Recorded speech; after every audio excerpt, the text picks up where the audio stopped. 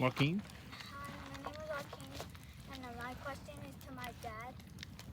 Um, why did you want to be a teacher and a worship leader?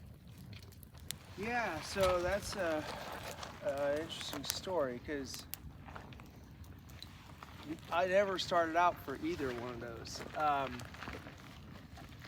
So I went to college. I went to Bible college to be a youth pastor, and I graduated with a degree in youth ministry, and that's when I moved down to Yuma and to be a youth pastor.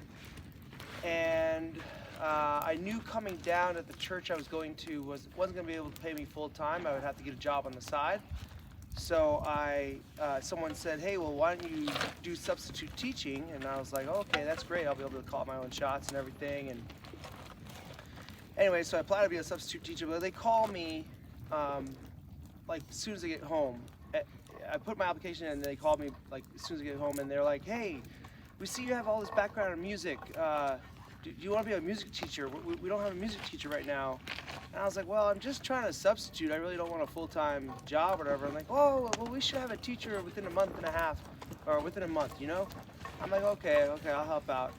So I did this job for about a month and a half, and they hadn't found anybody, and I said, "Hey guys, like I was just trying to substitute. I wasn't wanting to do full-time, teaching work, and where's this music teacher supposed to find?" And they're like, "Well, you might as well just plan on staying here the whole year because we're never going to find one." And I could have quit, but I just felt so bad for the kids, so I ended up finishing off the year in that position. While I was doing the youth ministry as well, but I went back to substituting the following year while I was doing the youth ministry, and I went back to substituting, and everything was going pretty well, but I realized that being single, I was able to do a lot more, and so I was able to do that full-time job and do the youth ministry full-time because I was single. And so I realized that if I go back to full-time teaching, I could pay off my school bills faster. So the next year, I went back to full-time teaching because they always have tons of positions open, and so I went and did that, and I don't know, I just got sucked into it, and it just kind of stuck with it ever since, and been teaching full-time and doing ministry at the same time. Now, how I got into worship was I was doing the youth pastor job, but as soon as I got to the church, they realized I had all this music background, and they're like, "Hey, we really need someone to lead worship. What do you think?" And I was like, "Well, okay, I'll try to do it."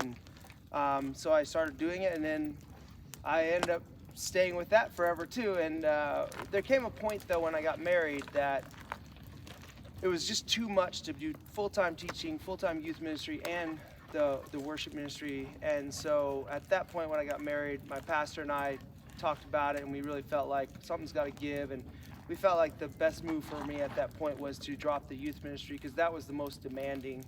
And so I just stuck with leading worship and teaching full-time, and been doing that ever since. So did that answer your question?